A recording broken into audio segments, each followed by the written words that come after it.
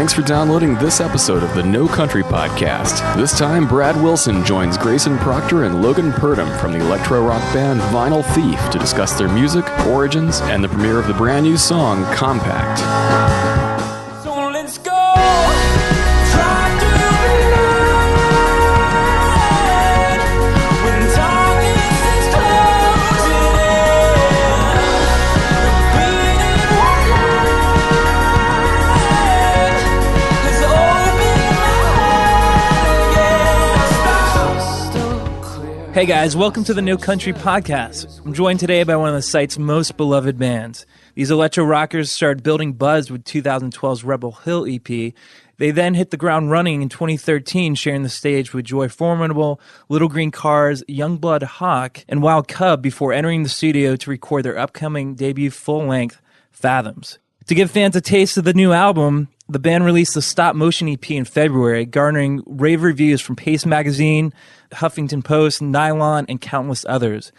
Back home from South by Southwest, where their high-energy sets literally sat people on their tracks, the band is set to make their glorious return to Nashville April 11th at the Hiwatt. Here to premiere a brand new song exclusively for No Country, I'm stoked to have on the podcast two of the best-looking guys in Nashville, Grayson Proctor and Logan Purdom.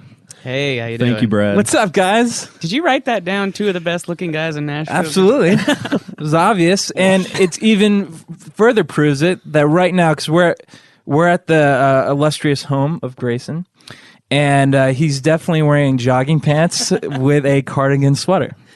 That apparently makes me very well dressed. Absolutely. If that isn't the definition of a good looking male, I don't want to know what it is. I just feel relaxed, you know? It's going to be a Absolutely. relaxed interview. Well, guys, man, appreciate you spending some time with us. Like I said, No Country has been a huge supporter of you guys.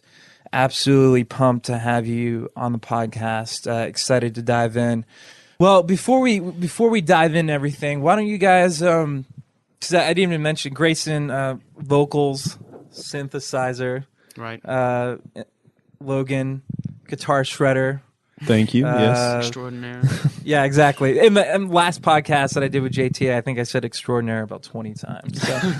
Yeah, it's okay. We'll steer. You're retiring that term. No extraordinary this time. Now, to prepare for this hangout, you guys just ate some hot chicken. We did, and we actually feel very poorly of ourselves because we didn't get Brad in. It's totally fine. I mean, it's not like hot chicken is my favorite thing on the planet, and then They were out. We got the last two pieces. And in let Nashville. it be known to listeners, Brad did bring us something. He brought us Curiosity Cola, and we did not return the favor with the chicken. Which Curiosity Cola, for all you fans out there, is the best cola on the planet. Also, Brad's face just lit up bigger than anything. It's just a childlike joy when I drink this cola. I didn't get paid to say that, but I also didn't get paid to say that Nashville is the hot chicken capital of the world. It is. Yet when you guys got hot chicken tonight, Oh, the boy. word hot didn't actually factor into the equation. Okay, well, there's regular hot chicken meals that you eat. Then there's pre-interview hot Right. chicken. You're right. Today was pre-interview you somehow think that we podcast. could just eat extra hot chicken and come in here and speak, but Yeah, so you guys didn't get extra hot. no. I have No. before, lots of times, many a times. So Logan, you stuck with just the standard hot tonight? Well, I actually don't enjoy pain, and I don't like paying for it. So I do enjoy the pain. I just wanted to be able to talk. Here's the thing, guys, and just because this is a safe place, We're gonna get kicked out of Nashville for this. here's the reality that we're in, is that no one can resist hot chicken, and no one can escape the wrath of hot chicken. That's true. Very true. And if I can impart any wisdom to you guys in this evening, it's just don't resist it. don't resist the euphoria. Don't resist the fire. This is the most serious part of the interview, probably, all don't- night. Just let it take you to the mountaintop. All right. No, I'm just giving you guys a hard time. So, guys, so stoked that you're here. You just got back from South by Southwest. Had some incredible performances. Like, you guys have played South by before. Like, what was this year's? What was 2014 like for you guys? It was much more. The first year we played last year was really overwhelming because we didn't know what to expect, and it's huge. It's just the whole city Yeah. is South by. This year, I just had the imagery as like the internet and every single music blog just vomited on Austin and just spread out everywhere. And everyone's promoting their blog and website, and you got to subscribe to this and RSVP to that. And It's crazy. You have to know how to navigate it. Absolutely. And I think this year we did. And this year we weren't afraid to be like, these are the shows we want to go see. Yeah.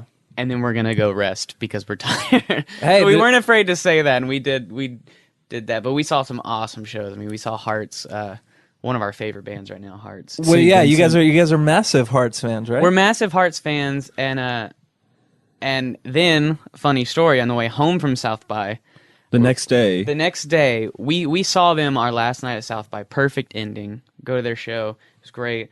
The next day, we're driving home from Austin to Nashville. We stop at Andrew sees a sign for In-N-Out Burger. Have to stop. I'd never at eaten In-N-Out there, Burger. so I was yeah. so Logan and excited. Sam never eaten In-N-Out Burger, so Andrew's like, we have to get In-N-Out Burger right now. That's being a good Naturally. friend. Yeah, You know, Yeah. that's he was truly one of your Yeah. closest he is our friends. tour dad. He was looking out for us. So we stop at In-N-Out Burger. We're in line, and Sam goes, "Hey, that's Hearts over there. They're waiting on their food. That's Hearts waiting on their food." And I was like, "What?" And I looked over and I was like, "Oh, crap, that's Hearts over there." So we kind of had a fan, and they're not like the biggest band ever right now. You know, they're still Yeah, they're they're pretty definitely new, buzzing. but we were geeking out over them, and I had to go say something, and I kind of did have like a fanboy moment of like, hey, we saw you last night, you were so good, and it's cool to see you here getting burgers, and so it was random story. It Fun, definitely though. made my first In-N-Out experience. Yeah, Logan's ultimate in and let's out. slow things down and let's talk about that because hopefully, if you're listening, Forget you, Hearts. Let's go to In-N-Out Burger. Okay, enough about. That's music. what I was like. That's Hey guys, let's get to the heart of the matter right now. Let's pun intended. let's really. I want to slow down and really focus on In and Out. So you.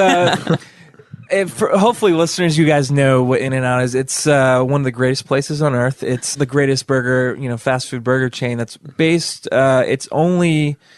Because Grayson, you're it's from California. It's like West Coast and then Texas. Yeah. Now, Grayson, did you have one? You're from Texas. I didn't have one where Okay. I lived, So, but I've had But their whole stick is, there's a secret menu. Their meat is never frozen, and it's so.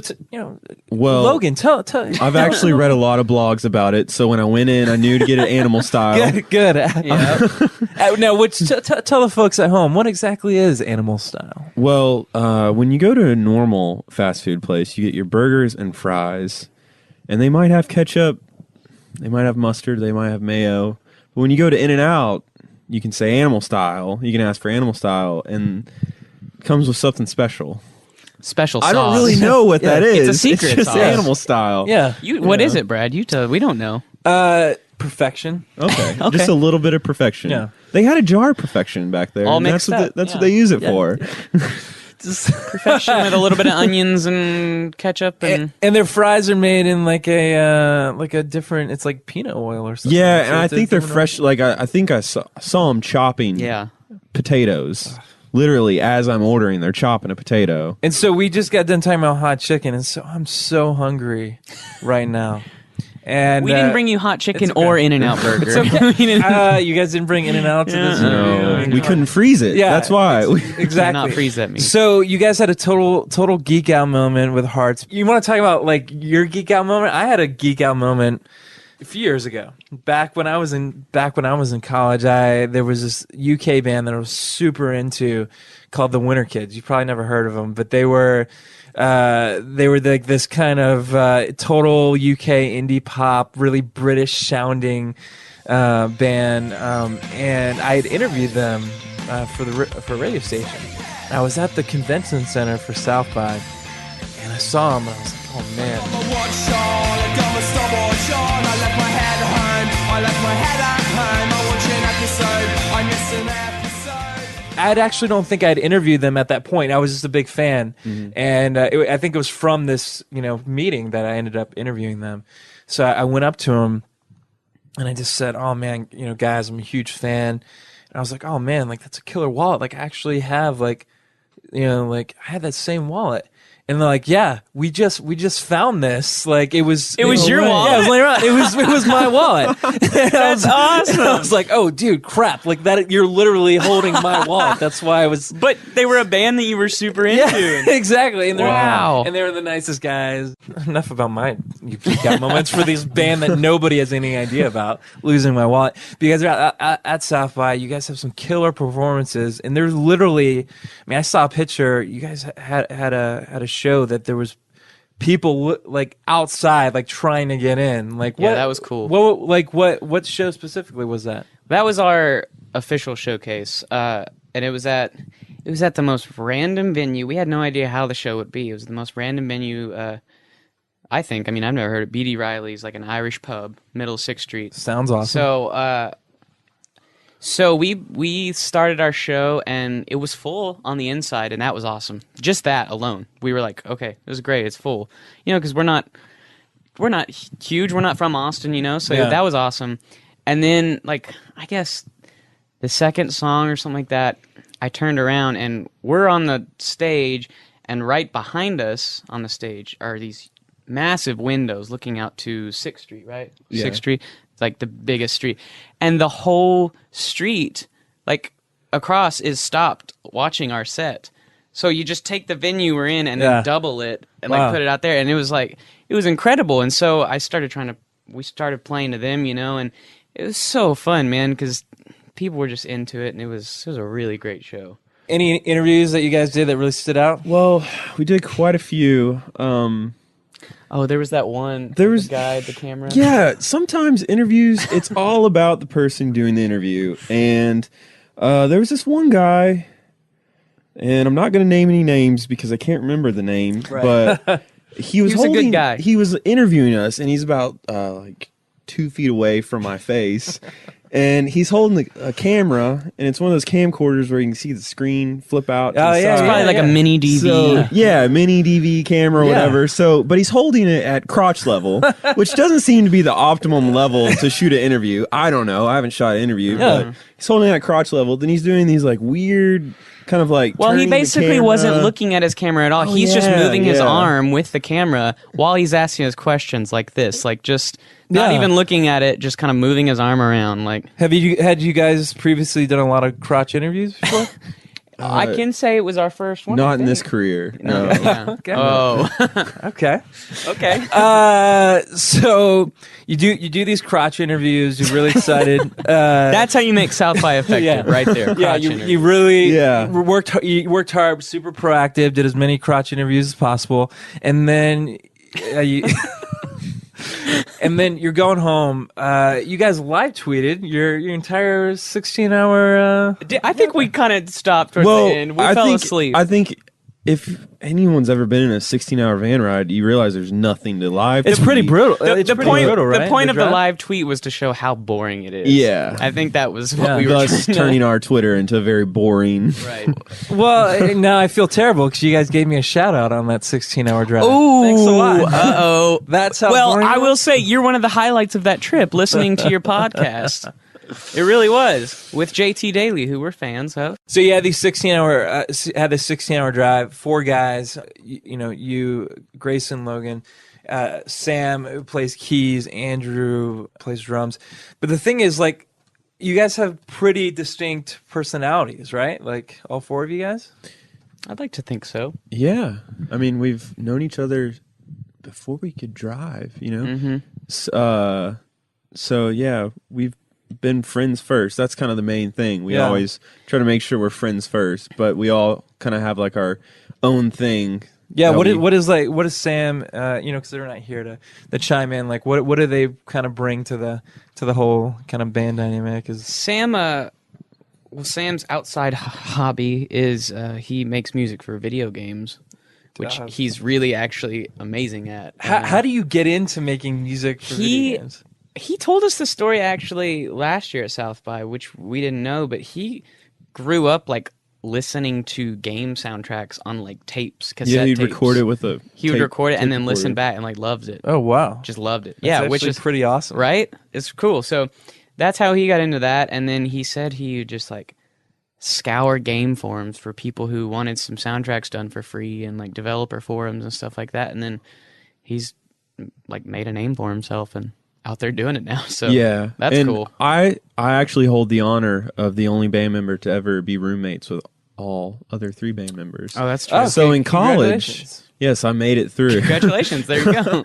So in college, when Sam was first starting, working on video game music, he'd be in his room and it would just be like this symphonic beauty coming through the other side of the wall, and I don't know, it was just crazy to get to see like him get better and Yeah. better at it all the time. He works hard at it.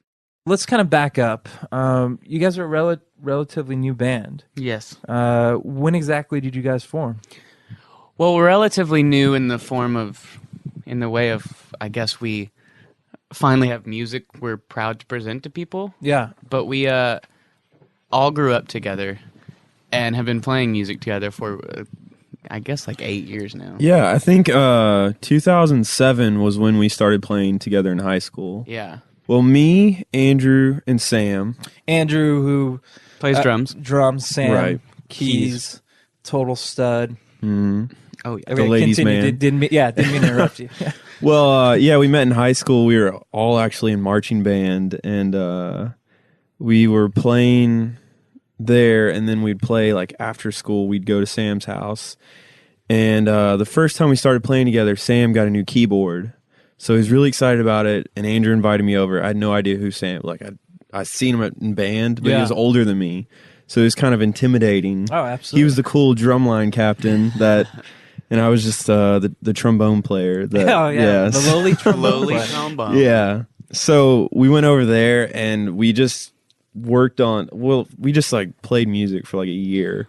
And Well, and we don't talk about this normally. But we can get honest in this interview. It was called Friday Special. That was the name of the band. And Yeah, How did y'all yeah. get that band name? I well, wasn't in it at this point. Okay, this is a a good story. This is going back deep. Yes, this is an example of a band in the decade or in the the age of MySpace, because MySpace was around in high school. Yeah. And so the day is March 24th, 2007. He truly does have this good of a Wow. memory. He does. I know this. Landmark day. Yes, I know this because it used to be somebody's birthday, so we'd always be like, "Oh, it's their birthday." But then it's the first day we played. And so we went to go eat catfish in Columbia, where we all grew up, Columbia, Tennessee. We went to go eat catfish at a place called Doodads. And it was Okay. a Friday.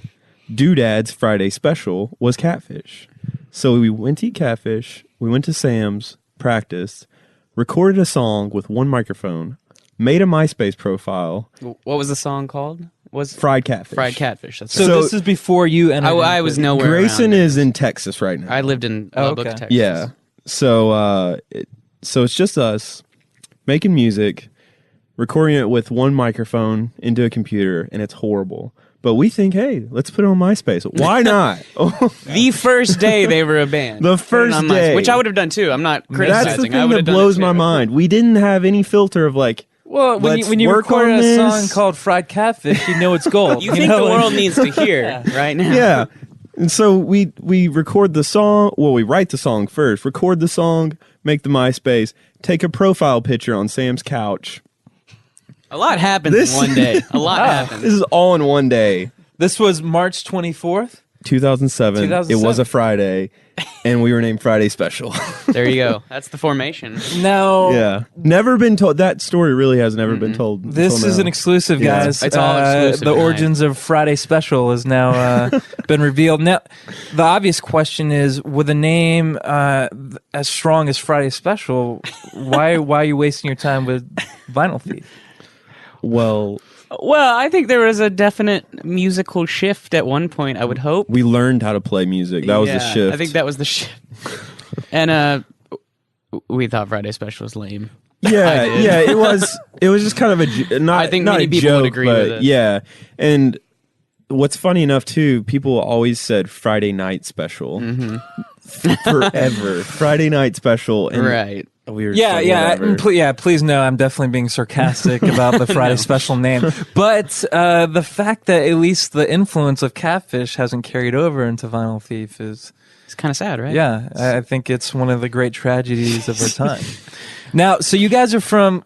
Now, it's interesting. I want to back up. So you guys Sam and Andrew met in marching band. Yes. Where I grew up in Woodstock, Georgia, the suburbs of Georgia, being in band wasn't a cool thing. Still isn't. No. But here in Tennessee, though, marching bands, it's taken pretty seriously, right? It is. It's our band was like 400 people or 200 people, somewhere Whoa. between that, and yeah, it was pretty serious. In some ways, it was like almost as big as on the football team at the school. You know, like it was. Yeah, not like, size-wise, we but, went like, to people took it seriously, competitions like in the fall. We would practice every day and do competitions every weekend. I was pretty amazed when they told me about it. How crazy it You was. didn't play in marching band? I was not in marching band. No. So I can assume that you daily watched the Nick Cannon film Drumline.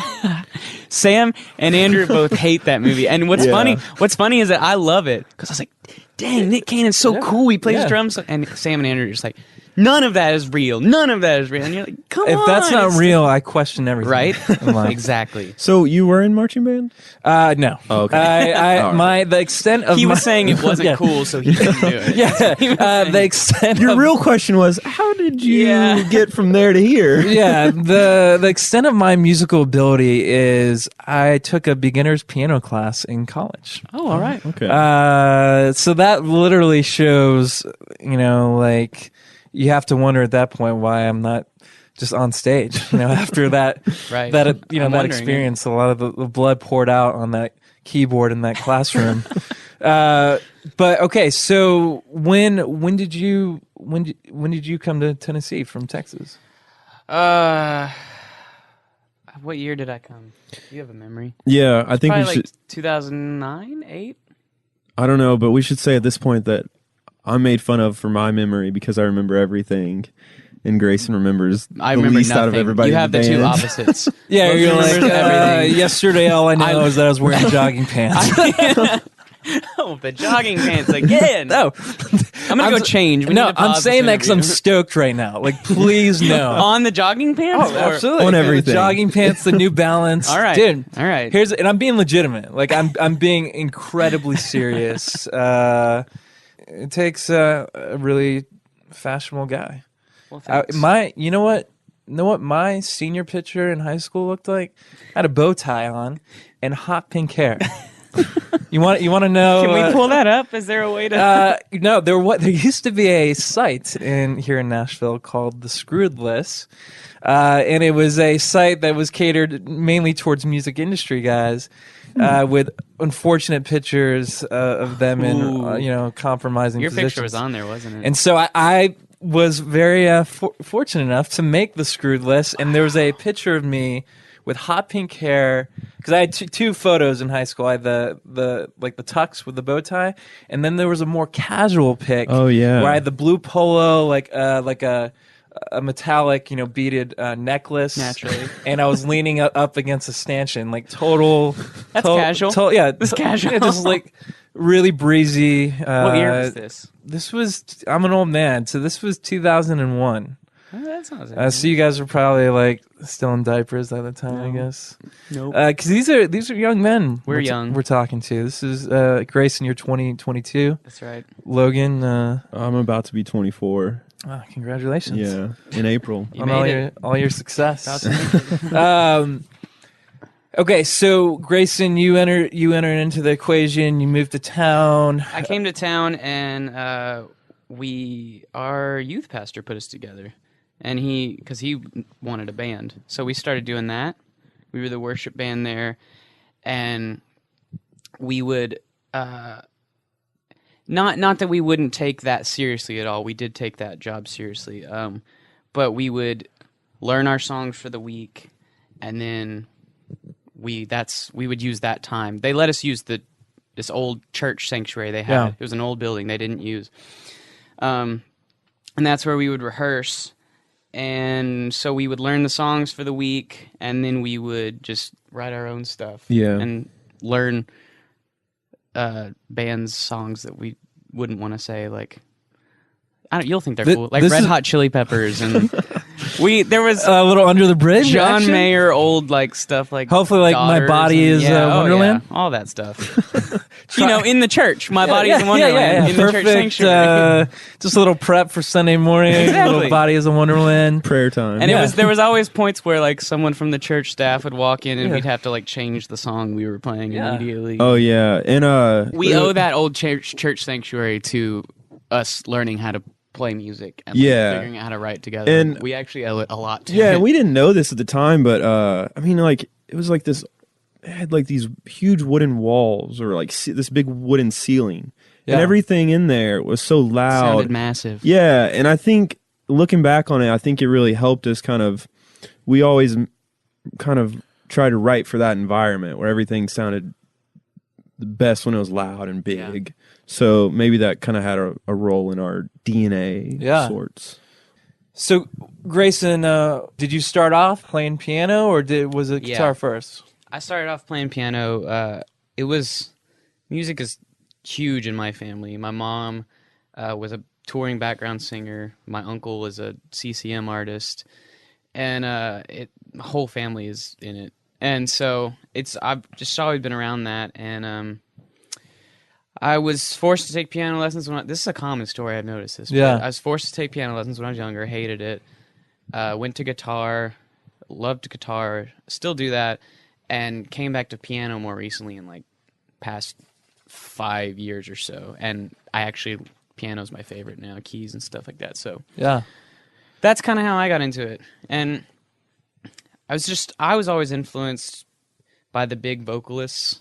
I think like Freddie Mercury and Bono and Celine Dion was always in my mom's car. Yeah. That was playing, and I love that. No, I want to stop there for a second, because Grayson had let me in on that information that he was legitimately secret.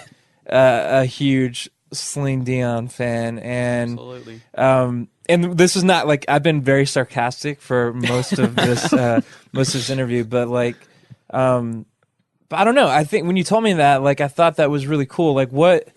It was pretty bold, and to be honest, and be like, hey, like, Celine Dion, It is a weird thing. Yeah. What, how did you end up getting into her? I don't know, man. It's just like her voice is so powerful, and there's nothing fake about it. It is like, because I've seen her live, I know. It's like all there, and there's so much behind it, and she's a really weird person. And but like I don't know, just she seems classy, and she's got the voice, and it's just, I grew up with it, so I don't know, it's like this weird connection that I have. Yeah, that's something I've noticed recently, is how pop music is influencing rock music or indie music or whatever. It's influencing a lot more recently. Well, I think if you picked us apart, you can definitely see those bigger influences in us. Because like me, I don't have like a cavern of reverb on my voice or whatever, I like the big frontman voices and the upfront vocals, and that's not cool a lot of times, but that's what I like, and it's cool. But if you combine that with like the other guys and the intricacies of what they do and stuff like that, I guess that kind of makes what our sound is. That sounds, I guess, what you call buzzy or whatever it is. Yeah, because you can definitely see those. It's very clear, because I knew you mentioned this, briefly, like how Queen, Freddie Mercury was a huge influence on you. You saw the live at Wembley Stadium, Right. And that was sort of a defining, moment for you, right? Yeah. Well, that was when I realized, like, I want to entertain people too, like I want. Yeah. He was just, man, he's just so powerful on that stage. Like, he owns that entire arena. He's controlling them. Like, it's crazy to me. And so, yeah, I was very influenced by that. Now, moving forward, so you guys are in Columbia, Tennessee. You're together. You're playing. Vinyl Thief is created. Cliche question alert. What's the meaning behind the name? Well, when Friday Special no longer did Yeah. it for us, When it was off the table. Yeah. which I don't know if we came up with anything better, but we literally just wrote a bunch of words on a whiteboard, and I mean, we looked at other bands that just took two words and put them together. Yeah, it really didn't have a meaning. There's no meaning. And Any band that tells you they have a meaning behind their name, you know, like you just have to come up with something to put on your MySpace at the end of the day. yeah. Oh, I mean, what it comes down to is that like the music, people know you by your music, and the name becomes the music. So it's like whatever your name is, it's cool. And one of my favorite names right now is the Lonely Biscuits, and I wonder if there's a good meaning behind that. I mean, it's got to be similar to Friday Special. Like maybe they walked into a diner. I think it's a great name. Saw Yeah, they some probably have a biscuits on good a story. table. Actually, I think they probably do have a really cool meaning. They're the kind of guys And- that would have a good explanation. Yeah, and if we would have known 7 years ago, if someone said, "Hey, you better have a good meaning," because people are going to ask you that every single day, being in a band, they're going to ask you what your name means. we we might probably have come would've up with one, but Yeah, come up with something like a lot with a stronger meaning, like Hoobastank. Hoobastank. I love that you said Hoobastank. I love that. That is the best Yeah. name of all time. Exactly. I mean, come on, guys. And Like, the lots of- reason is you. now, how often do people say vinyl theft? A lot. It's also very commonly misspelled. People don't know how to spell thief. I misspelled it about 5 times. I'm sure today. you did. I before you, literally except after did she. like a few Google searches and got the autocorrect. Like, hey, did you mean vinyl thief? Yeah. No. Yeah. Eventually, Google is going to be like, seriously, You guys. mean this. Yeah. You're going to... We're tired of correcting people. So you put out the stop motion EP. So the response so far, incredible, right? It's been really Yeah. amazing.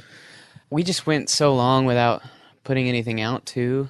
And that's kind of why we did the EP, the stop motion EP, is because the whole record wasn't done yet, but we were so excited to put something out. And you kind of just start to go crazy after a while if you don't Yeah. put out music and you're just sitting on it. So we put that out, and I had a lot of people pick it up, and No Country was a big supporter of it. Yeah. So it's really been great, and it's opened a lot of doors for us. Yeah, it's So- been great. The thing with the EP too is we wanted something that was,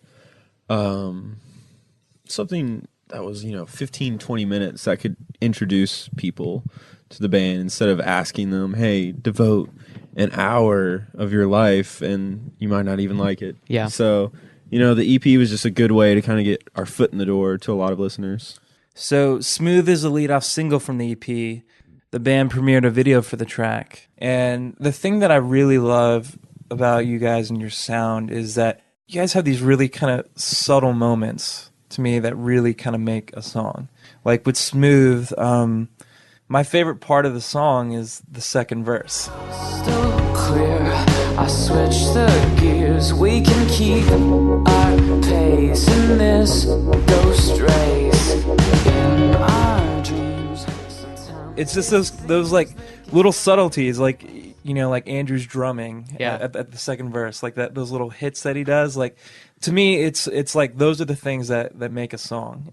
Well, And- we should say those little subtleties normally come from Andrew or Sam. They are some of the like they just have such an ear for that, and it's crazy. They put it all over stuff, and sometimes it makes it, sometimes it doesn't. But I guess now it should make it all the time because you're saying you love it. But no, it's, they really do. They always just come up with these little things here and there that, like a turnaround or something, that are really great. They're good at that. So the stop motion EP, it's got Smooth kicks it off, and then you re-recorded Faces from the Rebel Hill EP. I noted, and then Slow Down, which is more of a ballad, and then stop motion. The songs that make up the EP and the the subsequent full length Fathoms, lyrically they deal heavily with these ideas of escape and loss. What exactly were you running from? Well, that the whole like past, I guess, 2 years, that was kind of just what I was about. I think I never could feel settled down, and it came from my mom passed away from breast cancer, I guess, like a year and a half ago. So that really was just where I was at. And that's one reason why I love this record so much, and I'm really proud of it, because things that we did before when we were younger and stuff, I didn't know how to write lyrics. I didn't know what I wanted to say. I didn't have anything to say, and I don't bring this up in interviews really because I don't want to use that situation to sell records or anything. Absolutely. But it really showed me like how to take where I'm at and like release it through songs, release it lyrically and stuff like that. So that's why I am so proud of this full length, is because every song comes from a really genuine place. Like, really, that's exactly where I was at. I mean, Stop Motion, the chorus of Stop Motion is one of my favorite lyrics I've written, because it's just it was written 2 apartments over that way, like really late at night. It's where Sam lives now. Where Sam lives, yeah. Just going through terrible nights. Beating out, my head is a heartbeat. Look around, this picture's so empty. Out of frame by frame.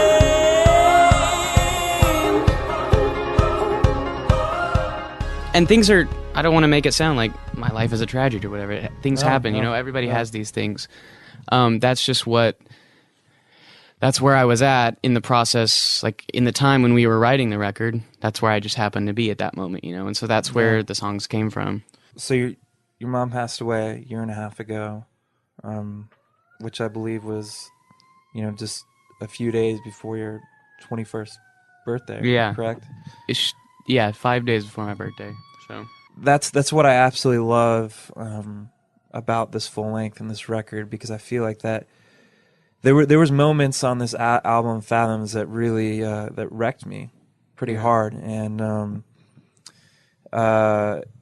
because I could feel that loss, like that you were experiencing, and being so young and having to face that as you're entering adulthood. You got married last year. How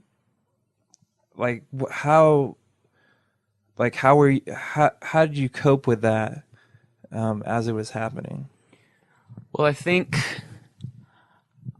it sounds cheesy, I feel like, but this record really was like part of my coping, Yeah. And it's like, when I think back, because obviously, it gets easier every day, and like I'm not in the lowest place of my life anymore. Things are much happier, and but thinking back to that time period, you become really numb to everything, or I became really numb to everything around me, and I really only had room in my head. It sounds selfish, but I really only had room in my head for 2 things at that time, and it was my wife. She wasn't my wife yet, but Megan. Yeah. And music, and that's all I would do. I mean, literally all I would do. And I had school, but I should say that I barely graduated. School was not a priority at the end there. So, that's a reason too why it probably took so long for this record, was because I think a lot of it was me not wanting to. I was scared to not have something to work on. Yeah. So I probably frustrated the other 3 band members, but I would just twiddle with things till the very last minute when I could, till our manager's like, I need you to be done with the songs now. And that was really my coping mechanism, was just working on that. I mean, was slow, you talked about only having kind of room for, 2 people, right. You and your now wife. Is that relayed in the song Slow Down? It's absolutely, is that what you were referring absolutely. to in the song? That one, the whole EP is kind of has a story, I guess, because Smooth starts with Running Away. Yeah. And then Faces is just being out there, I guess. And then Slow Down is kind of when you, like, I take a second, I guess, and actually slow down. Yeah. And yeah, that was totally influenced by, having Megan around, and she was like one of the only reasons I got through all that.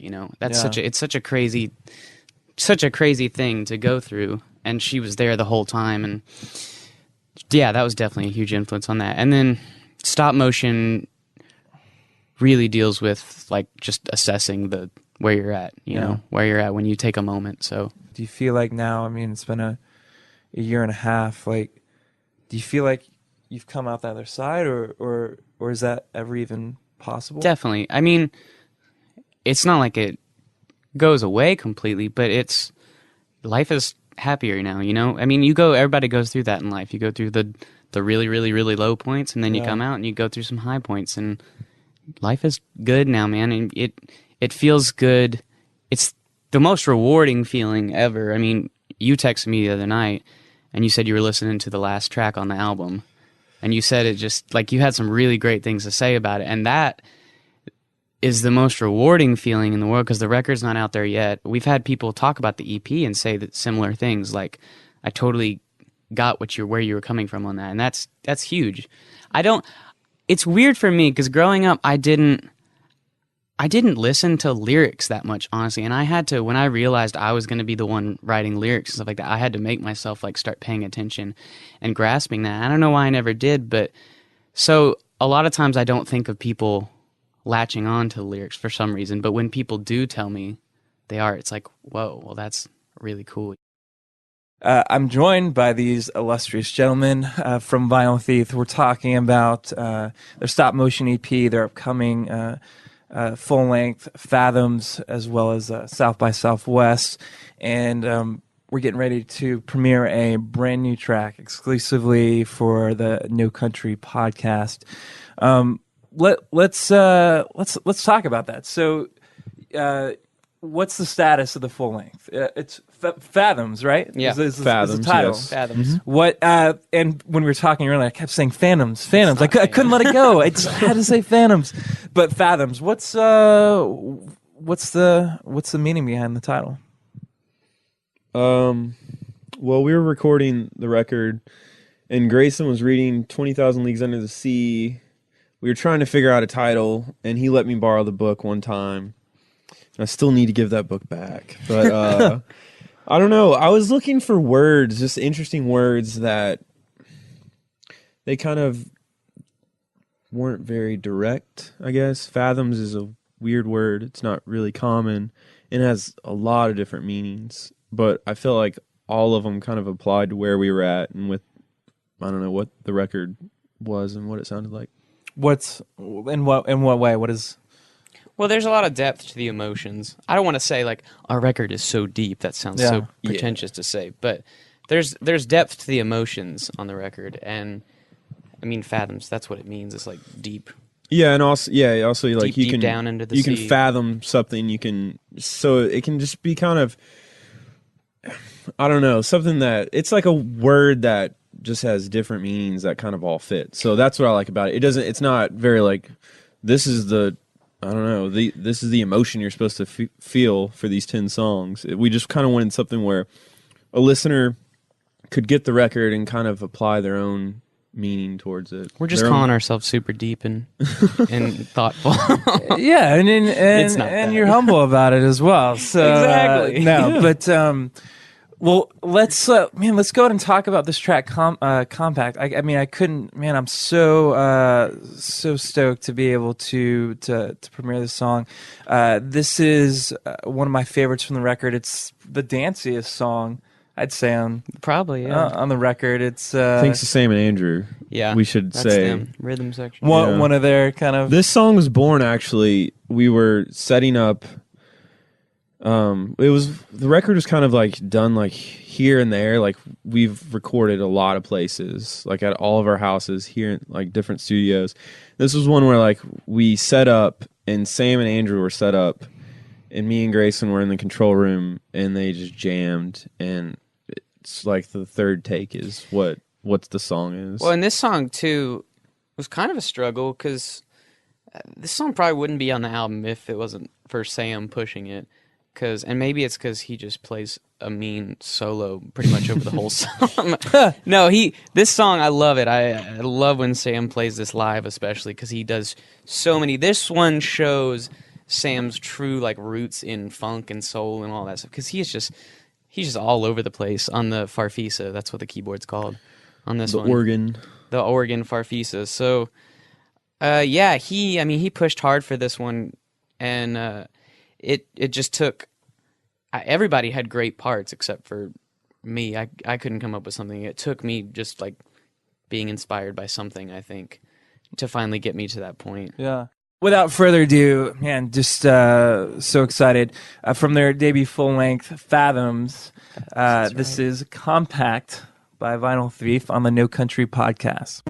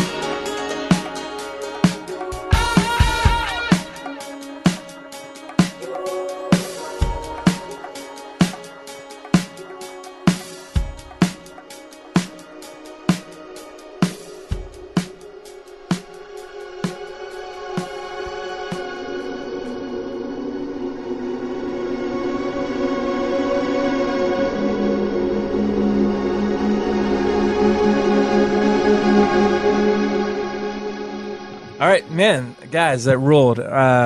Killer song. One of my favorite vocals of yours throughout the album.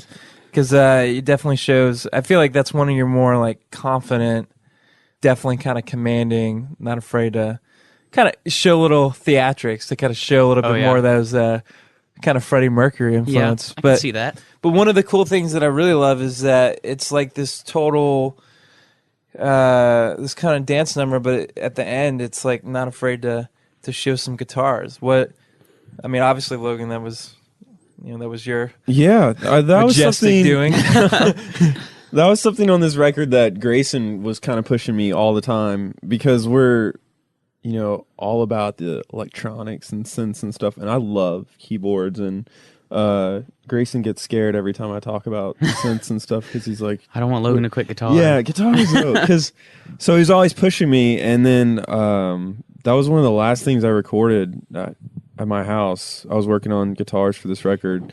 And he probably just got so frustrated with me saying I want rock guitars that he was like, here, I'm giving it to you right now. Here you go. And that also too, like when we were writing this, I was always trying to think of like play the opposite of Sam. Like I was thinking of contrast, and just like when he can be so rhythmically complicated and it's amazing, and I can't do that. I'm not that good. So it was always how to like go the other way, like try to be as simple as possible and like just steady. So so you're saying you don't naturally bring the rock influences? Like that's kind of not what it's he brings them in like in pockets. It's like, not my go-to instinct. But what are your instincts? To play as least as possible. No, I wouldn't say that. He's very one of the things that we all try to do. We're constantly trying to get better at is not just layer track after track after track after track, and be like very conscious about trying to put less is more. That whole thing, obviously. So. Yeah. Logan was very conscious of that on this record, I think, because we have a lot of synths going on. We have a lot of stuff filling the spectrum. I think Logan was conscious of that, and the ending of Compact luckily just allowed for him to wail. And so go crazy. it seems like your goal more as a guitar player, as far as what you're bringing in the band, is more just kind of capturing, like painting a landscape. Is that kind of what? Well, it used to be. Actually, when we first started being a band for like the first 3 years, Grayson was playing guitar too. So there was 2 guitars, and then Sam would play keys. And what kind of like when we started sounding like how we do now, I guess that's a horrible way to put it, but is when Grayson was playing synth and Sam was playing synth, and they were just perfect together, match made in heaven. And then it was just me playing guitar, and so it was just me trying to figure out how to be more direct, I guess, and more intentional. Intentional, that's a good word. Yeah. Because before, it was kind of like the interplay of 2 guitars. You kind of sit back, you kind of work together. But when it's just one, and then when it's music that's just more oriented towards, keyboard, that, I don't know, it's just figuring out how to make the guitars work. That's awesome. So you're listening to the No Country podcast. I'm joined by Grayson, vocalist, and Logan, guitarist, minimalist, extraordinaire from Vinyl Thief. We're talking about their stop motion EP that came out in February. Their upcoming debut full length, Fathoms. Is there a release date set for it? Tentatively July 15th. All right. That's TBA. That's tentatively because we talked about it like yesterday. So that is tentatively July 15th. The summer. It will be hot outside when the record comes out. The thing that I thought was interesting is you guys did an interview and performance with Huffington Post recently, and the interviewer or whatever, he made this kind of really unique, kind of interesting comment about how he was sort of disgusted by how genuinely nice guys you were, and how it was like the complete opposite of rock and roll. But we were actually kind of disappointed when he said that and talked about it afterwards. Really? No. Well, the thing is like I thought that was really interesting they said it, because it is kind of not what you think of as, rock and roll. Like, you guys are 22, 24. Three of the four of the guys in the band are married. Yeah, I mean, that's so like not rock and roll. That's like that's the kind of the complete like what's the word? Antithesis. There's that speech class coming back up on me. That was like level 7. Like that was the hardest high word. there. We barely got that. Yeah, but again, Fathoms was number. Yeah, was the right exactly. book. Fathoms, yeah, that was the hardest. But no, like seriously, like the fact like that you guys are kind of getting this reputation of just being like good guys. Yeah, it's a great reputation. Our biographies are going to be Proud of so it. exciting. No, but The rockumentaries. But seriously, like, is that a conscious decision for you guys to be portrayed that way, or is that just kind of? No, I mean, there's never.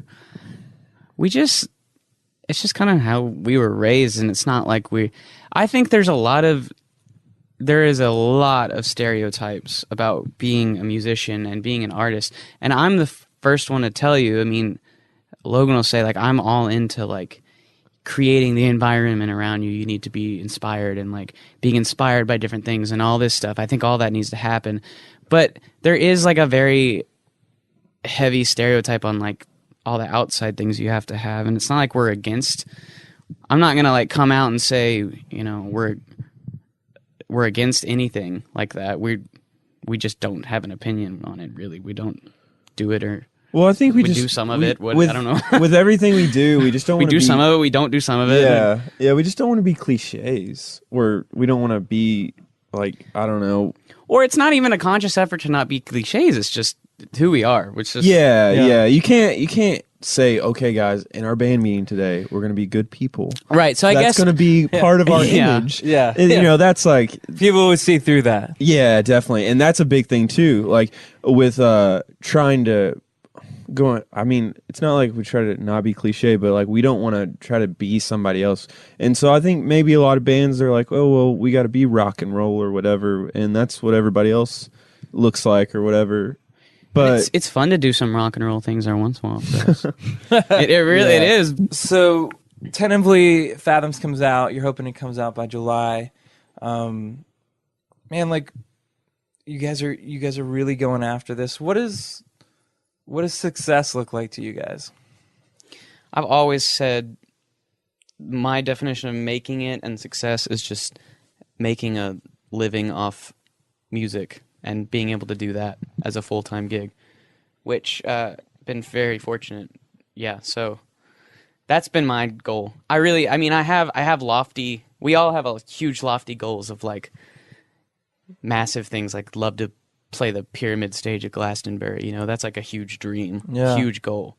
But like the definition of making it, I guess I would be content with just making a living, having fun with it. So yeah, and I think, Brad, what you talked about earlier, we're kind of a band, I guess you pointed out, like we don't really settle. And I don't know, I hear bands, they'll always talk about like, when you make it or whatever, but I don't think we'll ever have that feeling. I don't think it'll ever be like we've arrived. That's true, yeah. Like today is the day we made it. It'll always just kind of be a feeling of like. Well, and we always say too, and you're a big proponent of this. You always say like, don't get complacent, like with where you're at. That's like your motto, I feel like. Yeah, no, absolutely. And that's a huge deal for us. I mean, we always want to be, advancing forward in a steady incline. I love that, and so like I mean this in the most sincere way possible. Is that I hope Fathoms is the worst record you guys ever make. I agree. I remember you saying that before. Yeah, You've said that before. because Fathoms is a killer record. I think it's I think it's an excellent introduction, but I hope that the next album is destroys it, and because that's the goal. If the goal isn't to to write the best songs you could ever possibly write, why you even doing it to begin with? And I love Fathoms. I can't wait for people to hear these songs and to really latch onto them and to make it their own. All right. Well, you've been listening to the No Country for New Nashville podcast. I've been joined by Vinyl Thief. We've been talking about their stop motion EP as well as their upcoming full length Fathoms. You guys have a show coming up April 11th at the High Watt in Nashville. This is the first time that you guys have played Nashville. When was the last time? Like last summer. Yeah, last summer. Third Forever, in Lindsley, right? forever, way too long ago. Yeah, you were there. Yeah. Yeah, that was a special moment. So, I mean, it's been so long. What can people expect from the show? Has anything changed since? Yeah. I mean, now that you guys are like hardened veterans of the road. Well, yeah, last year we were still finishing up the record and working out parts and stuff. So we've been touring all over the East Coast. We've been to South by. We've been to New York. Yeah, that was the thing. We toured a lot. I think we kind of were out Nashville last year. Yeah. Well, we thought we did. I don't think we really did, but we thought we did. And so we went the opposite and went too long without playing it. So we're finally playing again. Really excited. We've worked out a ton of kinks. I think we're just ready to share it with friends and stuff like that. It's gonna feel good. Yeah, man, I'm really excited to see it. Like, I'm like legitimately like excited to see you guys play. I appreciate you guys taking the time just to hang. We've run the gauntlet from hot chicken to jogging pants to Kanye, but it's man, like guys, the debut album Fathoms, tentatively scheduled for summer release, hopefully in July. Be on the lookout for that. Continue to stay updated to the No Country website, as well as enjoy the premiere of this track Compact. Again, man, so excited for you guys. Excited to see what's going to come with the release of this album, and really hope that it does exactly what it should, which is really kind of break you guys and take you guys to the next level. So you've been listening to the No Country podcast. Grayson, Logan, thanks so much for joining me. Thank you. Thanks for I having look us. forward to seeing you guys April 11th at the High Watt. Also, before I sign off, want to mention that Grayson's bathroom has a sign that says "Don't do coke in the bathroom." It's a cross stitch. It's not a sign. It's a cross stitch. You know, if you're listening to this podcast, you don't know, but we have actually mentioned 20 times about Coke in the bathroom. coke in the bathroom. Stan, let me do that sign out one more time. I think it should have just faded out. No, that should have been just fading out of the. You did it perfectly. And then you just went to the